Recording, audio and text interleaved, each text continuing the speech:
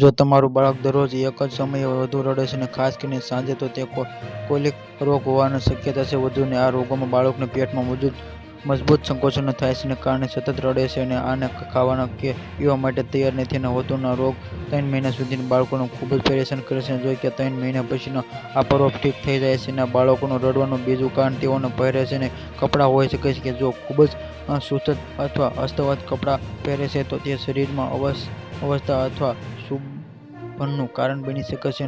જો ઉનાળો હોય તો બાળકને હળવા અને નરમ વસ્ત્રો પહેરવા દો. શિયાળામાં તમને ખૂબ સુસ્ત કપડાં પહેરવાનું ટાળો. બાળક માતા દૂધ પીતું હોવાથી તેની માતાના ખોટા આહારના કારણે કેટલીક સમસ્યાઓનો સામનો કરવો પડે છે. જો માતાના પેટમાં ગેસ બનતો મસાલેદાર ખોરાક હોય છે, તો બાળક પણ તેનાથી પીડાઈ શકે છે. માતાની સાથે બાળકને પણ આપશો. પેટમાં ખૂબ દુખાવો, ગેસની સમસ્યા થઈ શકે છે. કોઈ પણ સમયે બાળકોને વધુ પડતું ખવડાવવાનું ટાળો. વધુ પડતું દૂધ પીવું હોય કે કંઈ ખાવાની પણ બાળકીય તબિયત બગડી શકે છે.